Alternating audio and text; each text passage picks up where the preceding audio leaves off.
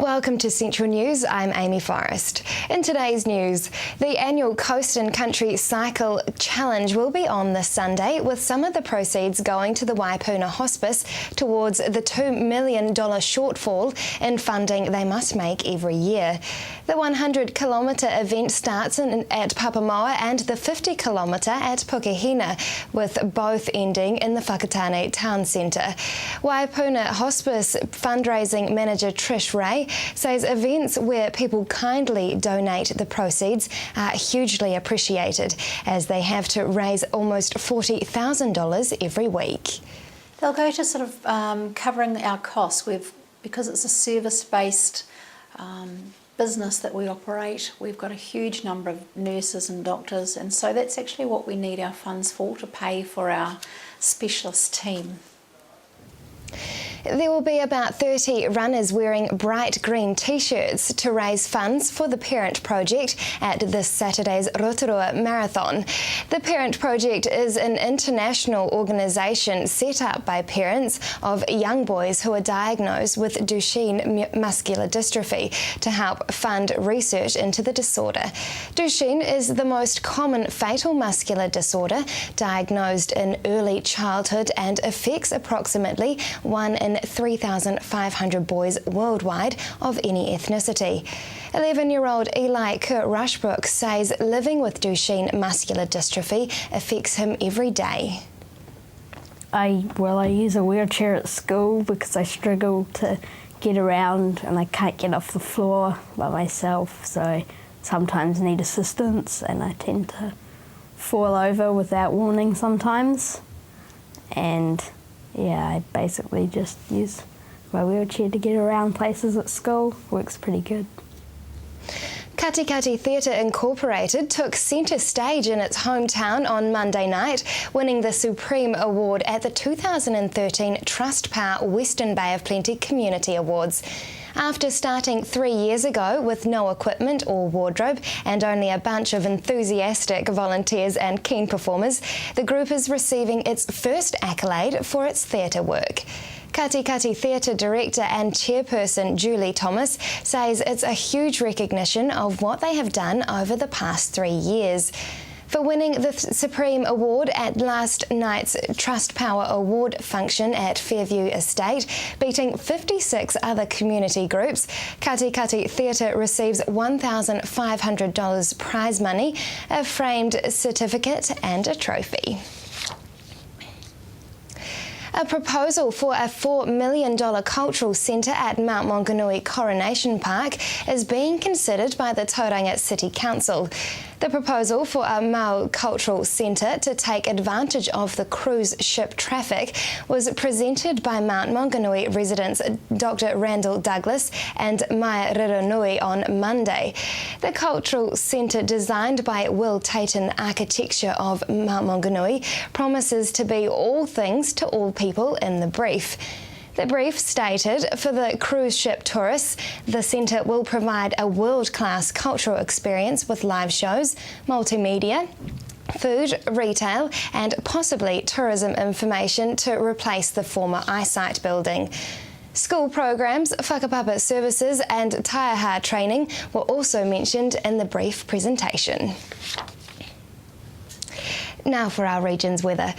Hamilton, your Thursday is becoming cloudy with a chance of evening rain, a high of 20 and a low of 11. And Tauranga, a fine day for you with the odd cloudy period, a high of 20 and a low of 15. Just ahead, it's May Day.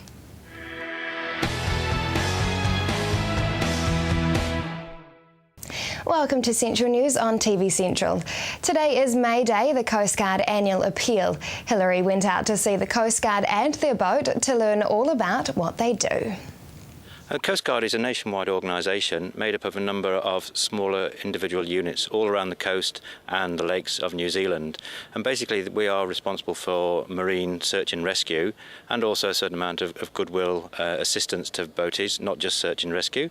And we also do VHF radio watches and also education, public education, which we feel very strongly about. Is the Coast Guard completely voluntary? Yeah, basically all our volunteer crews, all our radio operators and all our marine controllers, yes, they're all volunteers.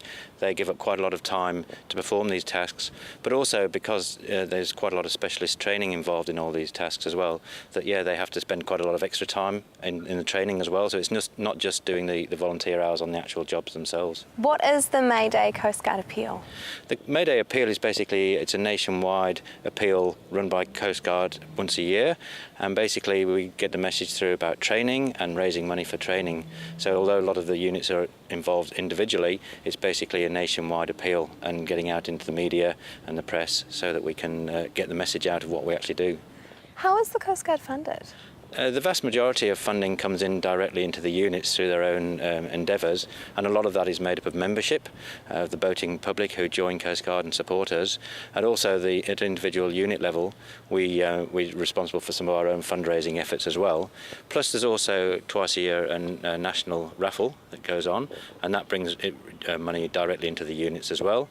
Plus our head office up in Auckland also deals directly with organisations like the Lotteries Grants Board and New Zealand Community Trust, and they raise money, and some of that gets back, or a lot of that gets back to the individual units in the form of grants, and that covers things like repairs and maintenance, administration, and again some of the training budget that we use. What is the most common rescue that you perform? Yeah, most of the ones are basically just assistance, what we call Good Samaritan assistance or preventative search and rescue, and that's when we go out and assist people who might have broken down or run out of fuel or have a flat battery, something like that. And what that does obviously prevents situations getting worse. Obviously if people stay out there too long, who knows what might happen later. So that's what we call preventative search and rescue, and that's the majority of what we do. Can you tell us about the radio operation here? Yeah, here in Tauranga we basically operate a 24-hour service in a number of ways. During the day we monitor a number of channels, including our own Coast Guard channels, and that's from about 6:30 in the morning till 6 o'clock at night. And then from 6 o'clock at night until 8:30 we have a radio operator who works from home, and they just monitor our primary channel here. And again overnight from 8:30 at night through to the morning we have people up in Auckland in a call centre in Auckland who can actually monitor the same channel as well. And then if we do need to provide any assistance in the night, they can contact us directly, and then we can take over the radio watch and getting the boat out and anything else that might be necessary. What vessels does the Tauranga Coast Guard have? As you can see behind us, we've got our large vessel that lives on the water all the time. That's called Tect Rescue, and that's a just over 12-metre catamaran, twin diesel engines operated through jet units, and a very capable vessel, very good endurance, very safe vessel for the crew. And we also have a smaller 6-metre little rigid hull inflatable, they called, and that operates just in Tauranga Harbour and just outside in the shallows of, not too far from the beach. What is the main message that you would actually like to put out there to boaties? Primarily, make sure you're prepared. Very important to be prepared, and also prepare for the unexpected if you can. Make sure people know where you're going, when you expect to be back, and the way to do that is over the VHF radio, and that's exactly what we're here for, to listen to the calls, log the information as to where people are going, and also basically, to say be prepared, but also wear life jackets all the time. We always wear life jackets as soon as we're on the boat, and we would encourage everybody to wear life jackets all the time. And as I say, get used to using the VHF radio, don't rely on cell phones, and just think ahead and make sure you're prepared. Your vessel's ready for whatever it might meet out at sea. Things can change very quickly. You never know what's going to happen. Check the weather forecast and just basically be prepared, be safety conscious. Is winter busier because of the weather, or is it quieter because there's less people out there? Yeah, the weather is worse, so you'd think potentially more possibility for trouble. But no, there's a lot less people on the water in the first place. So in the winter we might go 2 or 3 weeks without get a call out, whereas in the summer we can have several calls in one day. So certainly in the summer, from before Christmas right through to Easter and beyond, is really our busy period. What vessels are you responsible for? Yeah, we're not really responsible for vessels, but we look after anybody that wants to use our service, but we find that's primarily the recreational vessels and some of the smaller commercial vessels, some of the fishing boats and the guys that go out on fishing trips, charters for the day, and the whale watching and the dolphin watching boats. So anybody that basically wants to go out there and let us know what they're doing, and if they need assistance they can just get in touch with us and we'll come and help. What are some of the more dangerous areas in the Tauranga Harbour? Certainly the shallows are the things you've got to look out for. With the tidal changes, there can be plenty of water. Sometime a couple of hours later, it can be quite shallow. And if you've got going at speed, you can certainly run aground without realising it. And when you run aground, you come to a stop very quickly, and that can not do you too much good. And what about in the wider Bay of Plenty area? Yeah, one of the main things we have all along the coast here are what they call river bars, something we don't have so much here in Tauranga. But yeah, where the rivers go out, such as at Wakatani and Makatu and Kaitunakat, and even up at Bowentown, and where the river meets the sea, it gets shallow and you can get quite choppy weather conditions there. So yeah, it can be quite difficult, particularly for smaller boats. And here sometimes in the entrance to the harbour it can get quite choppy as well if you've got the wind blowing one way and the tide going the other. So again, smaller boats really need to be cautious about those sort of conditions. To donate to the Tauranga Coast Guard, visit taurangacoastguard.co.nz. Coming up next, our local government reform special.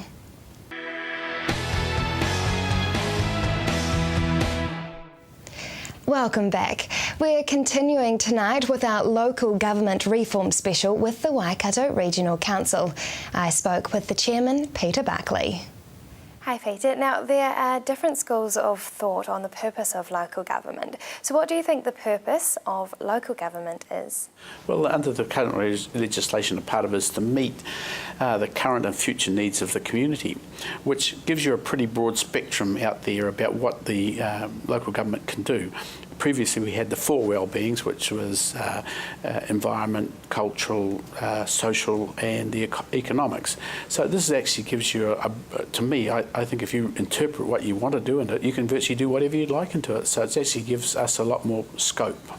Now, part of the local government reform bill is to reduce debt, public spending of the last decade. So what is your council doing to ensure you stay out of debt? Well, regional councils don't carry debt as such, or that we don't need to carry debt because of our purposes out there. So we don't. So we virtually everything that we get is funded, and if we need to do something, it's actually funded through a resource. Like we try to fund users pay. That's what we have. So we have a users pay system. So if you want to go do something and a resource consent, the user pays. Because previously it used to come out of our general rate. Now we recognise that a lot of that should come out from the user who's actually applying for it, and I think there's about 15% of it comes out of the general rate because there is a general good for every consent that comes out. Now, do you think an amalgamation of the council in your area, like Auckland, would benefit your ratepayers? Well, at the present time in our region, we've actually got this mayoral forum that's working very collaboratively together and look at shared services and things. And we're trying. We are working very hard to make all that work. And there's some huge cost savings. So if we were to go down to an amalgamation route, which at the present time I don't see that that's the right way to go, would we be saving any more than what we actually get now? And democracy out there is an important part to play too out there. People want to see democracy at work. And when you have a big organisation like Auckland, you wonder how far down the local person gets to meet the local politician. So do you think an amalgamation runs the risk of losing representation? Yes, I think, as I said before, democracy is an important part for the community out there, and they see that they would like to have somebody out there making the decisions for them and they can meet and greet. So I think that could be a big possibility. So what are some of the factors that you think have contributed to the rate increases since 2003 nationally? Well, I can only speak for our council, and generally over that, since 2003, we did have some big rate rises because some previous councils decided that they needed to cut spending because of those issues. Some of our infrastructure that we have had, wasn't brought up to scratch. So they had some big rate rises earlier on, but presently, since I've been here, we've actually had a general rise of around about 3.4%. This year we're looking at a 2.9% rate rise. There won't be a general rate rise, but there will be a rise for depreciation to build some stop banks up to standard, and also a little bit more into biodiversity for killing possums and pests. Now, the latest labour costs index shows local government costs rising over the past 3 years at nearly double the rate of the core sector. So what percentage of increase has your council had in the last 3 years? Well, it depends, like if you're looking at that, the general rate rise, it's been somewhere around about 1 to 1.5%. So I think we're quite well within that. But overall and above that is the targeted rate, so it's people want to actually have money spent into it. And it's also, we've just implemented Variation 6, which is about water allocation, and that, that's added a little bit to it. But really, a lot of that's coming out of the user pays cost because people have to apply for a consent. So the inflation and population rate of an area will limit expenditure growth and the new reform. So how will this affect the Waikato Regional Council? Well, it doesn't really affect the Waikato region to the degree as it does a TA because the population shifts within the region. So, generally we still have the population in the region, but it's just shifted from one part to another. So we've just got to redesign how we provide services in those services, where those agreements. So it doesn't really affect us to the degree as some of the TLAs. Tomorrow night we start the second half of our local government special where we discuss staffing and the new purpose statement. Just ahead, the controversial further dredging of the Tauranga Harbour.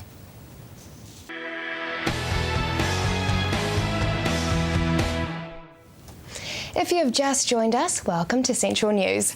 After a long court and appeal process, the Port of Tauranga has been given consent to dredge the Tauranga Harbour further. Hillary spoke with Chief Executive Mark Cairns to find out about the dredging and how long the court process was. It's been going for more than 4 years now, and I guess that's a pretty good reason why the government are currently looking to do a bit of an overhaul of the Resource Management Act currently. What was some of the opposition's view to dredging the harbour? Well, there are a range of views. So when we actually, so the consent was granted at an independent commissioner's hearing. It was then appealed to the Environment Court, and there were 3 iwi-based appellants, so mainly cultural grounds. So there were some environmental impacts on the centre bank where we damaged some of the pipi beds, but I think we did have some good solutions there. But the big one was the cultural impacts of the dredging. What was the compromise made? Well, there are a number of compromises, and it's fair to say that throughout the process, going back doing cultural impact reports, we tried to shift the alignment of the dredging. We had Kaimoana restoration program, so I think they were all good things. I think there were some good positive outcomes. We looked to put the dredged material in locations that would actually put sand on the beaches, so the main beaches, Pilot Bay beaches, so there were some good outcomes there. But I think the biggest one, and it's something that I learnt along the way, was that there was some general cultural impacts that it's easy with European science to just ignore. But I think there were 1 or 2 were just holding out no dredging ever. We would always have to take it to court on that basis. But there were a lot of people that were very genuine about the Māori that they held for the harbour, and I think I've learnt a lot throughout the process. And there is a trust that's set up that has representatives from the 3 iwi, the Customary Fisheries Trust and the Moa Trust, and 2 representatives from the port. I think that will be a good thing going forward, that will actually put some money and efforts into sorting out the health and well-being of the harbour. So some good positive outcomes from there, and that was a compromise that came out of the court process. You mentioned the Resource Management Act. Do you think that this process has actually had an impact on the government looking at that again? I think 4 years is a real sad indictment on the process. So we've I'd have to say wasted $2.5 million worth of shareholders' funds on legal costs and expert witness costs. That's not taking into account any staff time. I accept the place of the RMA to protect the environment and to balance the concerns there, but I think the process has just really got out of hand with the costs. And I mean, yes, it'll be good for the port, it'll be good for Tauranga, but this project will deliver in excess of $300 million of benefits to New Zealand. So that's been held up for 4 years, and I'd suggest our economy desperately could do with $300 million worth of benefits at the moment. How much sand will be moved from the entrance, and how much will this widen and deepen the channel by? Okay, so to the full extent, which will take us from where we currently have 11.7 metres low water draft, that's the depth beneath a vessel at low water. We with the consent, we can go to 14.5 metres draft.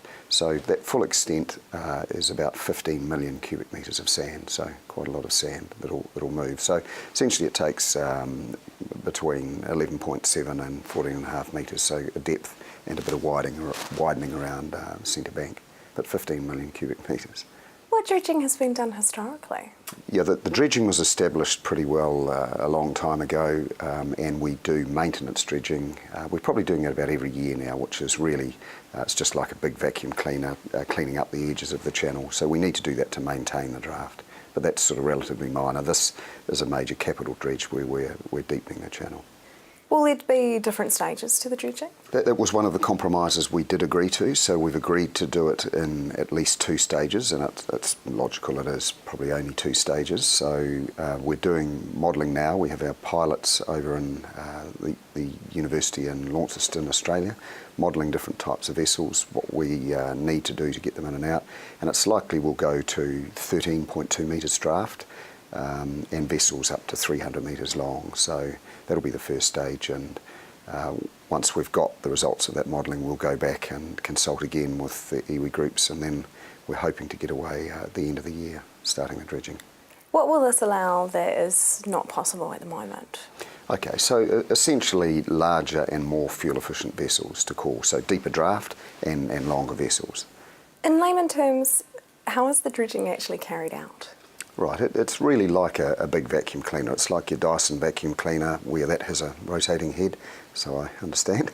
It's called a cutter suction, so that cuts the sand off the bottom and it's just sucked up into the hold of the vessel. And then once the hold's full, the vessel goes out to sea and drops it at established disposal points at sea. Will this benefit cruise ships in the tourism industry too? Well, that's a good question. So this year we had to turn away the Queen Mary 2, so she was too long to get in, and this first stage of dredging will allow the Queen Mary 2 to call in future seasons. You mentioned drop-off points. Where are those? Okay, there is an established drop-off point out at sea that we've been using for probably the last 20 years, and there are a number of additional points that are along from Main Beach, Mount Beach, in Papamoa that will actually accrete clean sand onto the beaches. So there is a positive impact from those sites as well. How's the extension coming along? Finished. So that was finished last month, and we're already using it now. And how's the big new shiny crane? Fantastic, as all of the 6 Liebherr cranes we've now got. So I think it's a real testament to Liebherr that we've now got the oldest Liebherr crane operating in the world and the newest. So at 34 years old, I think that shows you how good the cranes are. That is the news for today. We really want you to be involved, so like us on Facebook and let us know your views. If you have any news, including your own video and photos, go to our website and hit upload. Thanks for joining us. I'll be back tomorrow night. Those were your stories from our regions. I'm Amy Forrest. Have a lovely evening.